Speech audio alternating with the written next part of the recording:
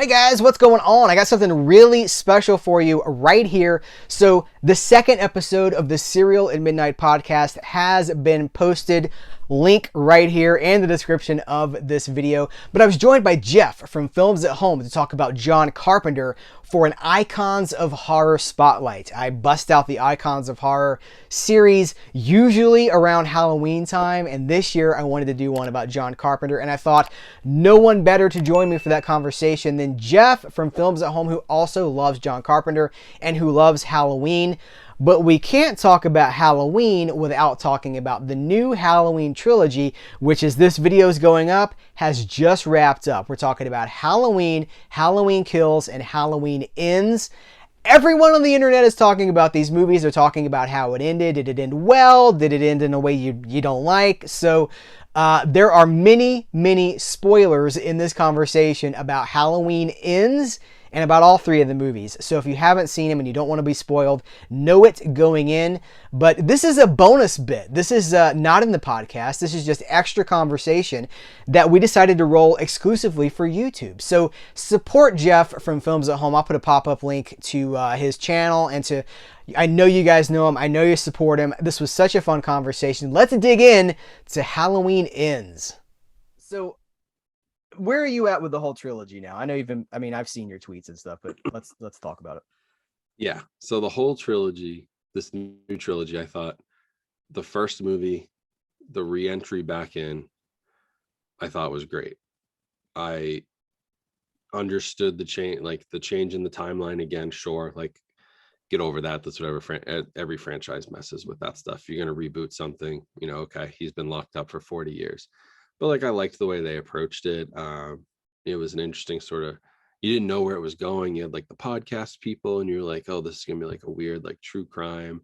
And then is he going to break out? Is something going to happen in the prison? Like, you didn't know if you'd watched the trailers, I guess, but I kind of went in blind. And I liked that. You reintroduced Jamie Lee Curtis, the trauma, the, craziness of having somebody stalk you or be in your memories for 40 years. Like, they established that. They reestablished all the characters in, the long one shot of Michael Myers when he first comes back to Haddonfield is like one of the best things I've seen in any of the Halloween movies. Like, that was awesome. Just like 6 minutes or whatever it was, uninterrupted of him just going through town. Oh, I found a knife, killing this lady, going to this house.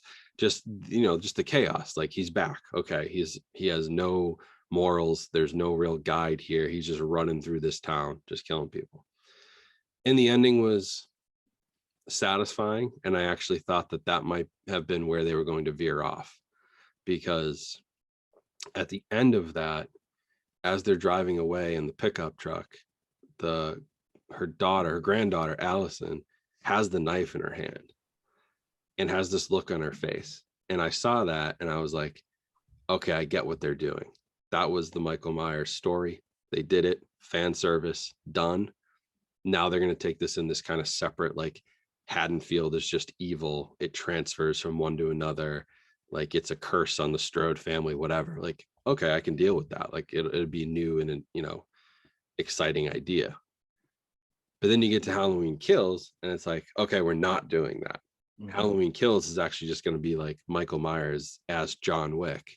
And he's just going to kill like 50 people, because that's what it turned into. I mean, that was a slaughter fest. That movie was, which super fun to watch. I mean, it's like watching Darth Vader at the end of Rogue One, just even for 5 minutes, just seeing the pure power of the villain, just tearing through everybody, no matter what gets in his way.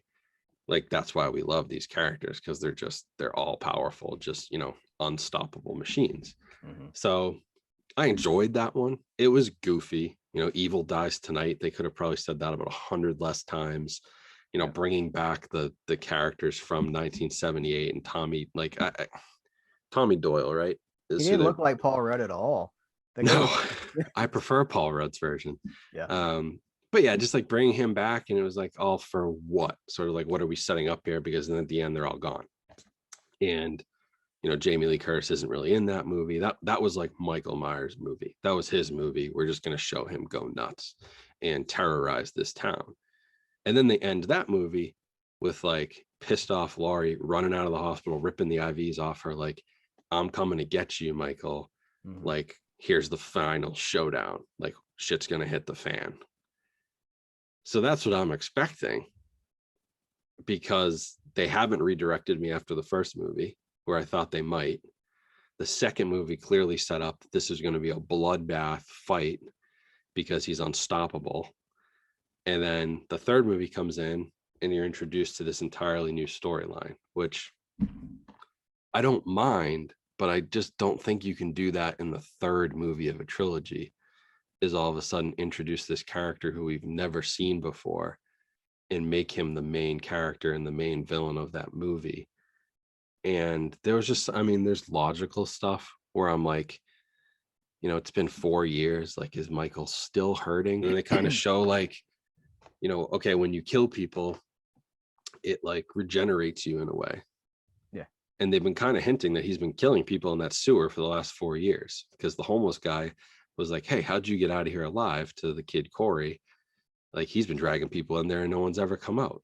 So in my mind, I'm like, okay, he should be like kind of back to full strength. And then this kid who just, you know, whatever they did with the eyes, you know, he transferred evil into him or something, or saw something, you know, and then he just beats Michael Myers up and takes his mask and then runs around killing people with it. And that's where you lost me a little bit, because I was just like, come on, he took on the entire town in the movie before. And now this kid just beats him up in the sewer. And then they do the tag team stuff. I'm just like, well, I get that there's like, oh, there's a connection between the two of them now, but like, did he go back to the sewer and be like, hey, meet me at the doctor's house at 8 p.m. I'm going to go kill the doctor and you kill, like, where was the communication, I guess, to like that just felt a little forced. So like, I don't hate what they were doing. And if you look at the movies, and as I've looked at the trilogy, what David Gordon Green did was he did recreate Halloween 1, 2, and 3, right down to the opening title. Like, the fonts were the same. Halloween Ends has the blue font instead of orange. It's the same font, same style. Like, he clearly was remaking the first 3 that were made in the 70s and 80s. And that's why the third one kind of went off the rails. You didn't get, well, obviously Halloween 3 has no Michael, but you got, you know, less Michael. He's de-emphasized as part of the story, which I would have been fine with if they had set that up previously.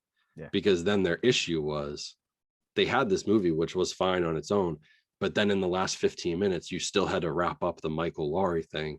So then the whole tone of the movie shifted, and you had this, you know, the big fight, and then parading him through the town and throwing him in, you know, the grinder. It's like they almost could have done that. I just would have reworked it differently.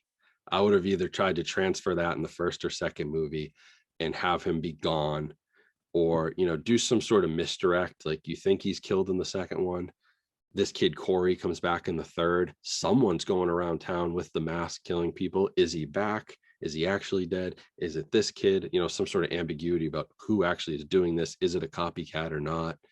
I just feel like they could have set it up better and not had, I mean, you could have not had Michael Myers in the third movie at all if you had, you know, closed things up in the first or second with Laurie, and still kind of shown like her trauma and the PTSD she suffers. Like, something's back. The town would still turn on her because she would have said, well, I killed him, he's dead. Well, now somebody's back as Michael Myers killing people. Did you really kill him? Did you lie? There's that whole tension between her and the town, her being a crackpot.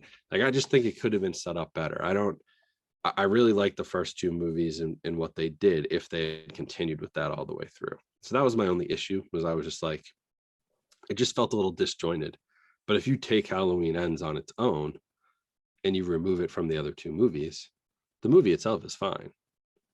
I have no issue with the movie. The movie, it's put together fine. You know, it's sort of like it's different.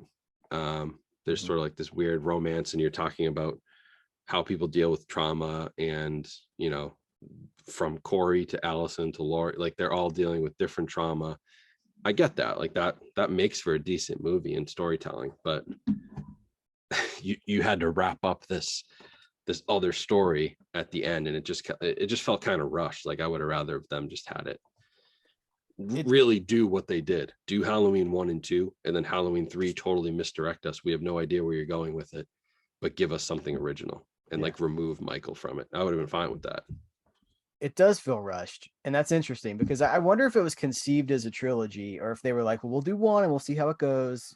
That's what Did they announce 2 and 3 like at the same time or So that's close the together? thing. Yeah, 2 and 3 were announced at the same time, and they were supposed to come out 2020 and 2021.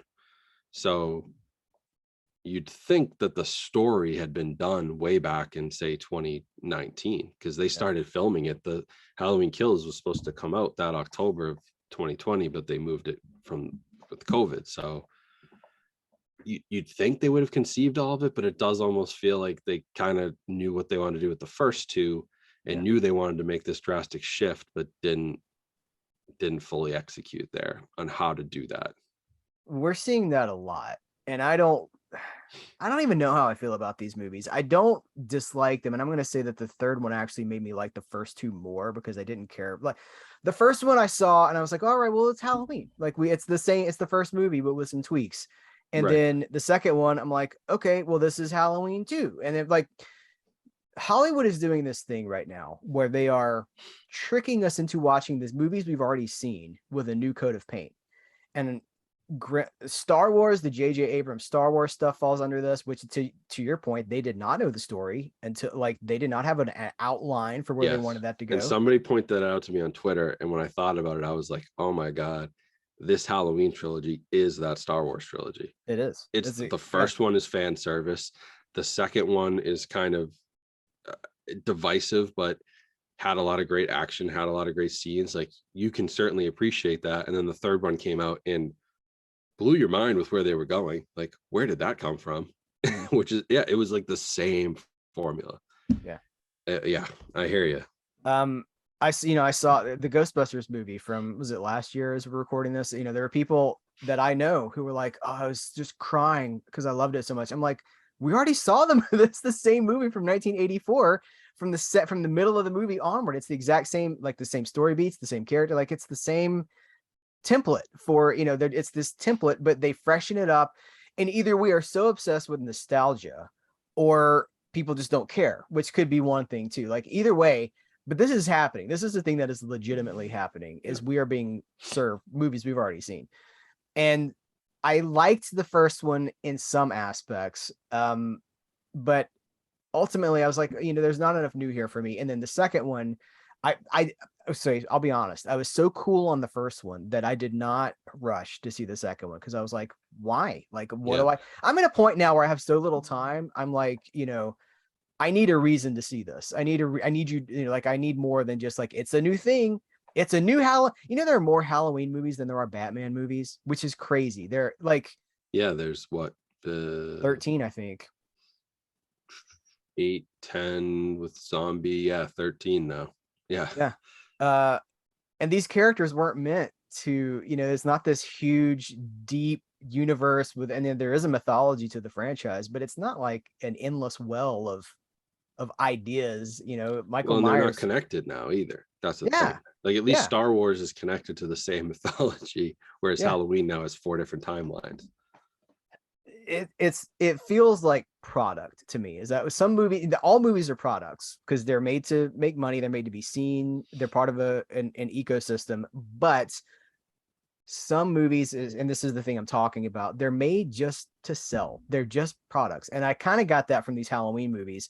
But when I did watch Kills, I was like, well, it has some interesting things. There's stuff about January 6th that I think they put in there on purpose, like the whole mob justice idea about like, this is our town. You will not do it's got interesting things in it. But then it is also, like you said, it's John Wick with Michael Myers. And it's fine. It's fine. That's where first movie, it's fine. Second movie, it's fine. But the risk on the third one, actually, I appreciate it because I don't love it. I'm not like, but it does do something different. If the first one is about kind of like, I told you so, and the second one is kind of like, we're monsters too, then the third one is like, it's the masks that we wear, because it's the theme. And that's your connection to the third one too, because, the Halloween Kills has those 3 kids with the masks from Halloween 3. That's a very superficial connection. But this movie is actually about masks and about new evil and about the impact. I'm seeing people talking about the Stephen King thing where there's this focus on the town and the impact of what's happened in that town. Sure. And that's cool. It's all very cool. But yeah, I mean, I don't want to sound like I'm defending it either, because I don't know how I feel about it yet. But I know that I didn't hate it. I just like, well, it does feel made up, as it doesn't feel planned out. That's my takeaway from all of this, is like, it doesn't feel like they really knew where they wanted to go, or if they did, they course corrected. Do these movies need to exist? And I say this sometimes and people get upset because they're like, no movies need to exist. They're entertainment. But if a movie is going to do a lot of the things that other movies already did in its own franchise, I mean, sometimes it feels like these movies are just like, hey, remember Michael Myers? Here he is. Yeah. I need more than that. I need you to do, like, if you're going to dust off a franchise that, that for me, the first movie does everything. It does everything I need from a Halloween movie. It's perfect. And 2 is kind of icing on the cake. I like 3. After 3, frequent diminished returns for me, because I'm like, we already did this in a really pure form. So if you're going to dust it off, give me a reason to get invested in it. And I don't know that they do, but it's so new. I hope that I soften on it over time, because I want to like them.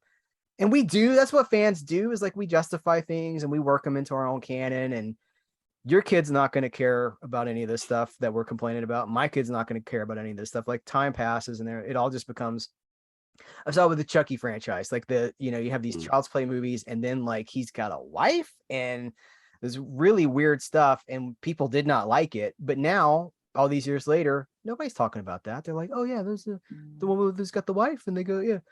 And like body jumping and stuff like that. We justify all kinds of stuff. So we probably will with this too.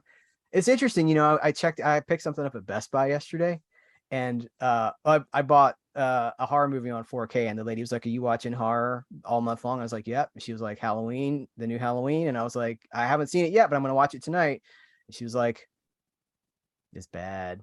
She's like, it's bad. I was like, oh, okay. So like the reputation for this is in the mud already, but I don't know. I'm seeing people that do like it too. So no, there are people that like, I mean, I think it's fine. My only issue, I'm Michael Myers fanboy first and foremost. Like, I will watch Halloween 4, 5, 6, 7, 8 because I just want to watch that character. I just have a thing for him. That's my favorite horror movie villain. I would do the same thing like with a Darth Vader. Like, if he's in a movie, I'll go watch it. Like the Obi-Wan Kenobi show. Like, was it great? No. But did I enjoy every single minute that Darth Vader was on the screen? Yes. So that's why I'm watching. And that's why I do like Halloween Kills, because that is really Michael's movie. And the first one is definitely fan service and, plays up the 78 version. But yeah, I mean, do they have to exist? Like, not for any reason other than business. They could have just done 2018 and they could have just ended it. Like, it definitely didn't need to be a trilogy.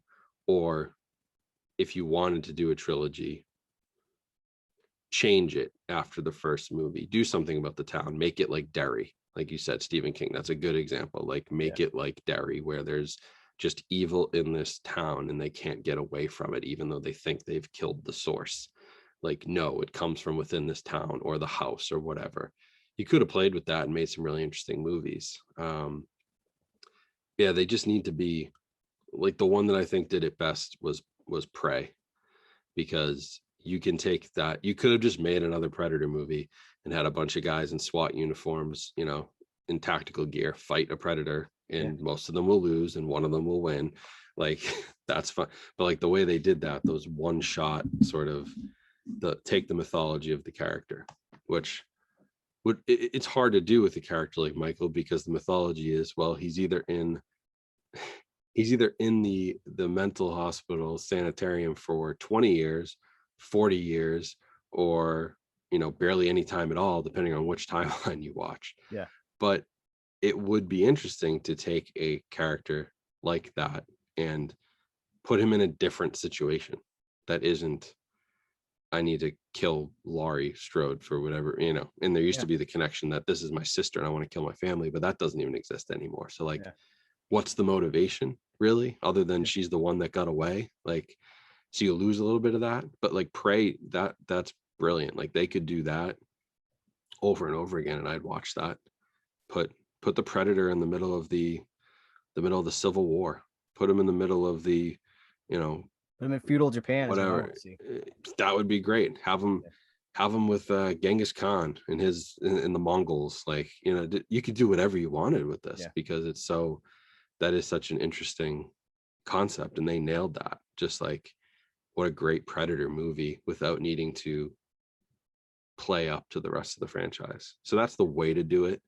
And with some of these characters, I do think it's really, really difficult because they're so locked in their mythology. I don't know how you would do it, but I think that's the way to go about it for these franchises. Be original and do them as one-offs. Although Prey they will probably create another Predator movie, but I don't think it's going to be Prey 2 where it's the same characters. I hope not. I would hope that they go to a different time period and do that same thing again. And that I'm fine with. Same thing with like Darth Vader and Star Wars. Like, okay, we can keep playing up the Skywalker stuff and the family, or like what happened in those 20 years, 25 years between when Luke was born and when he went to, actually became Jedi and went, tried to save, like there's 25 years there of stories you could tell where Darth Vader goes and just wrecks a planet, or, fights some war somewhere, or gets into some other situation. It's like, that's where you should place that character. Like, don't try to shoehorn him into the same Obi-Wan Skywalker stuff. Like, let's use him in a more dynamic way, because he is a dynamic character.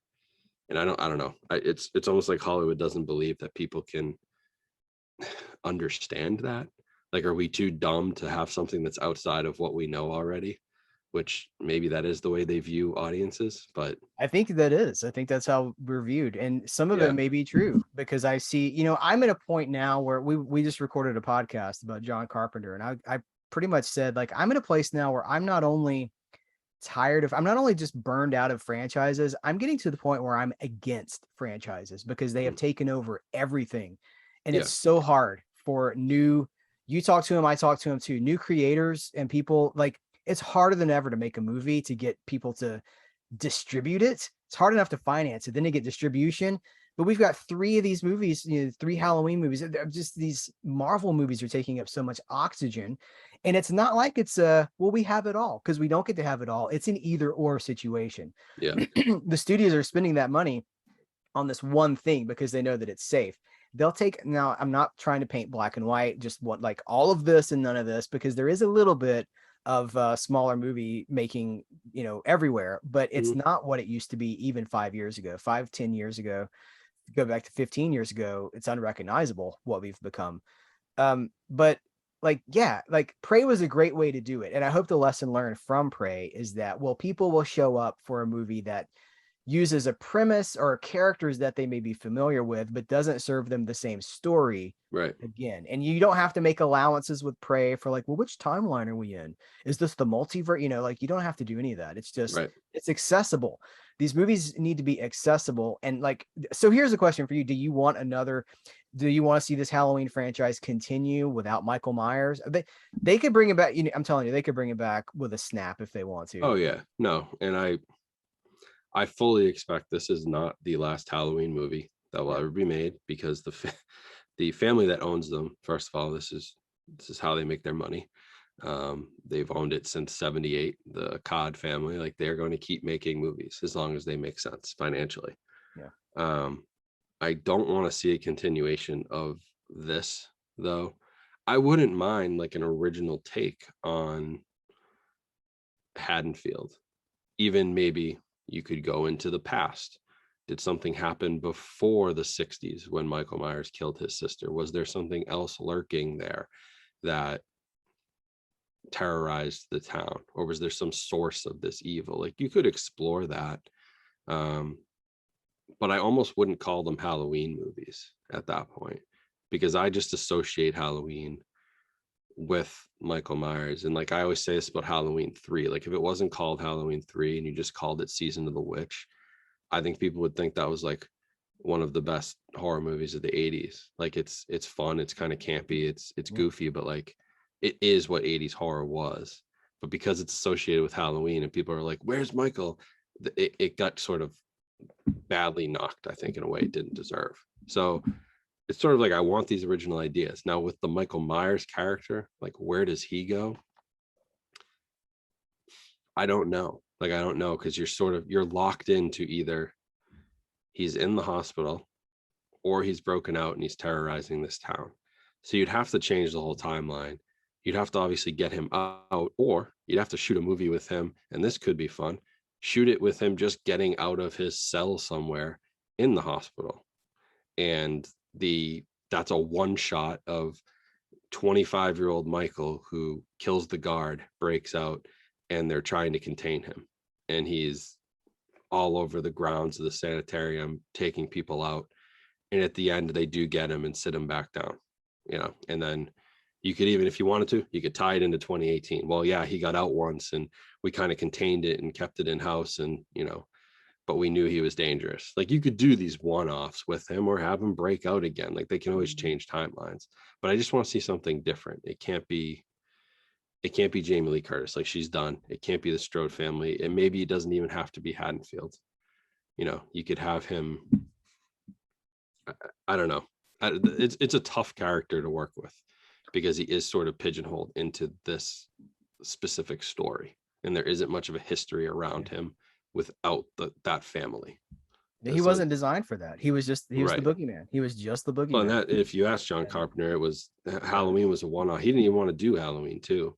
I mean, he doesn't even really like it. You ask him now in interviews, he's like, I did it because they told me I had to, but I really had no interest. And then that's how you get Halloween 3, because he had no interest in going.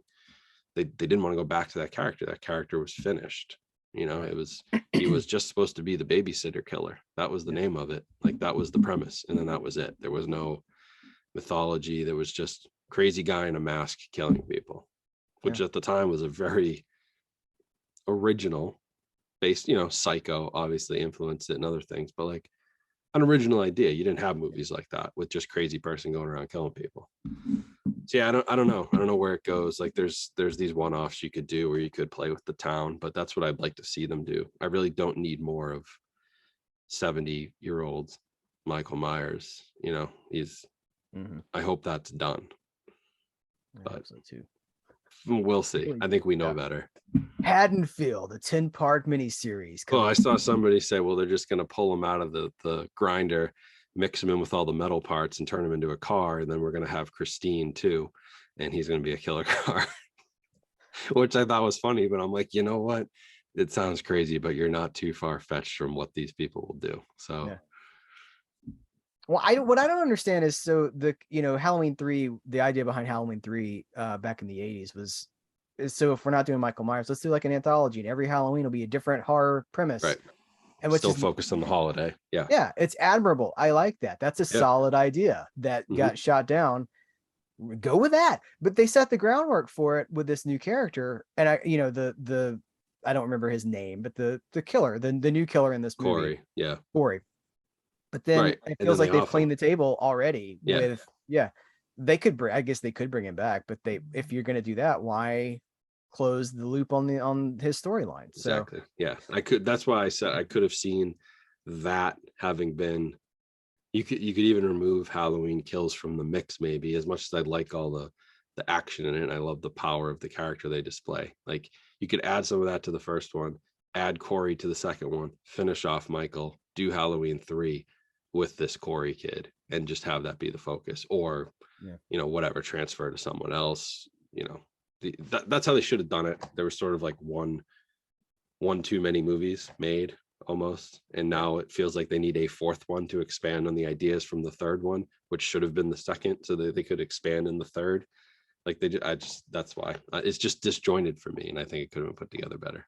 Really, all of this could have been, it could have been one good movie, or maybe two, but I'd rather have just seen them pack every idea they had into the one action-packed movie that does new things and goes to new places. Yeah, I mean, you easily could have. Those first two could easily be one. Bring him back and let him rampage, because he's pissed off. Let him go crazy. Why hold that for a second movie? And then your third act is the closing, and close one thing, pass the torch on to the next thing. But But that's not what we do now. We get, No.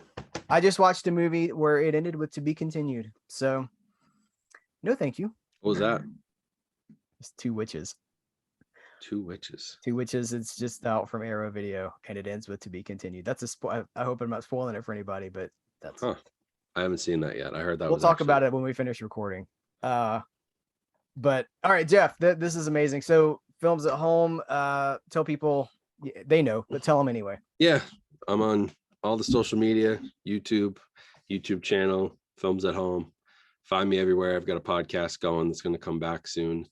A couple weeks after we recorded this, it'll be live, and we'll just keep talking movies and physical media and home entertainment and Hollywood and all that fun stuff that I dive into as a geek. So if you like that, come on over. But you guys have already found yourself on a great channel here with Heath. So the check's in the mail.